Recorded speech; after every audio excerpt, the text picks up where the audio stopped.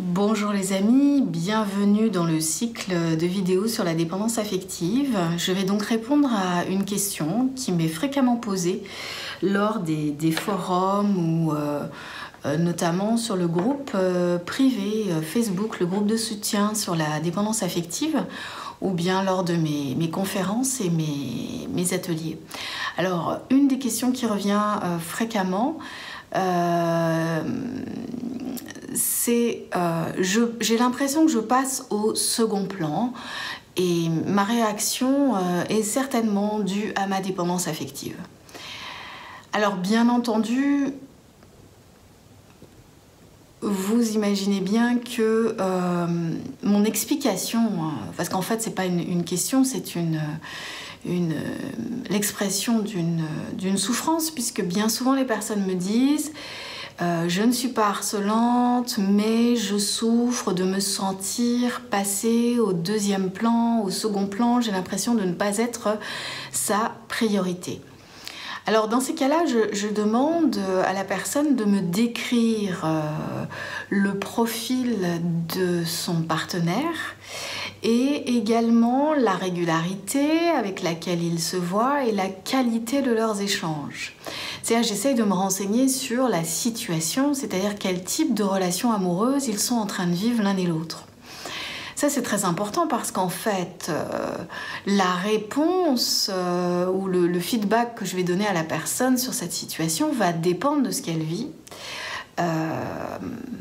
Parce que bien entendu, ce que nous vivons passe par nos perceptions, notre interprétation, et notre interprétation et nos perceptions se sont construites sur ce que nous avons vécu, c'est-à-dire que nous avons un ensemble, un certain nombre de croyances limitantes qui proviennent d'expériences malheureuses que nous avons vécues.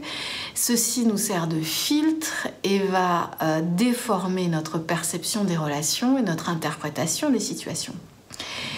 Donc, à ces personnes-là, je leur pose cet ensemble de questions pour essayer de comprendre si leur perception provient réellement d'un désintérêt du partenaire ou est-ce que c'est leur perception et uniquement leur perception à elles, dépendante affective, qui leur fait donc sentir cette impression de passer au second plan.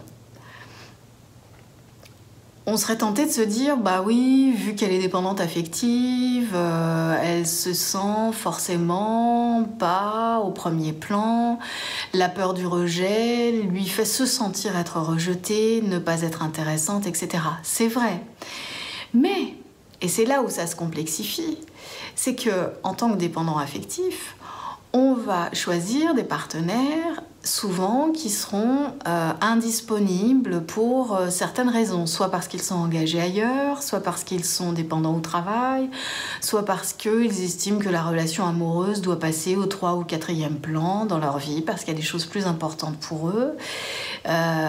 Donc qui nous choisissons comme partenaires et leur caractère démonstratif va être aussi déterminant dans la relation. C'est-à-dire que si je choisis quelqu'un pour qui la relation que nous vivons n'est pas si importante, qu'elle est secondaire, si je choisis quelqu'un qui est avare en compliments et en expression des sentiments, si je choisis un taiseux, c'est-à-dire qui ne s'exprime pas, qui s'exprime peu, qui estime que seule sa présence est déjà une expression, ça va rendre difficile la relation pour une dépendante affective.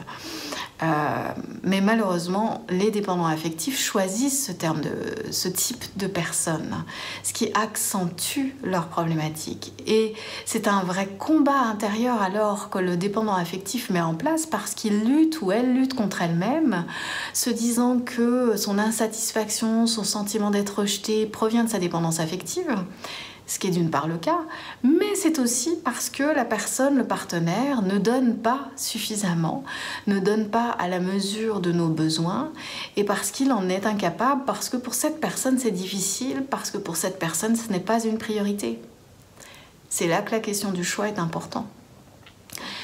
Voilà en tout cas ma réflexion et mon feedback par rapport à ce type de situation. J'espère que cette réponse va donner du grain à moudre dans le bon sens aux personnes qui m'ont posé donc cette situation, et je vous souhaite de prendre bien soin de vous et de prendre le recul nécessaire pour pouvoir avoir une vision, si cela est possible, un peu plus juste de votre situation, et surtout de savoir ce que vous voulez, et avant toute chose d'être convaincu que vous avez droit au bonheur et que vous êtes une magnifique personne, car c'est la clé de voûte du processus de libération de la dépendance affective, c'est-à-dire le propre amour que l'on peut avoir envers nous-mêmes, la valeur que l'on se donne, le regard que l'on porte sur soi.